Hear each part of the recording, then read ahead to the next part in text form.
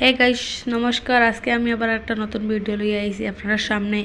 আজকে হলো মকর সংক্রান্তি, আর মকর সংক্রান্তি উপলক্ষে আমি কিতা কিতা করছি আজকে দেখাইমু তোমরা। যাই হোক, সকালে উঠিয়ে ফার্স্টে স্নান টান করিয়া তুলসী গাছে পূজা দিলাম, তারপরে ঘরে পূজা দিলাম, তারপরে বইছি নারকেল কুরানি। আমরা দিকে তো কুরানি অন্যরকমের, কিন্তু এখানে তো এরকম কুরানি পাওয়া যায় না, যে কারণে আমি একটা নতুন কুরানি কিনে আনছি।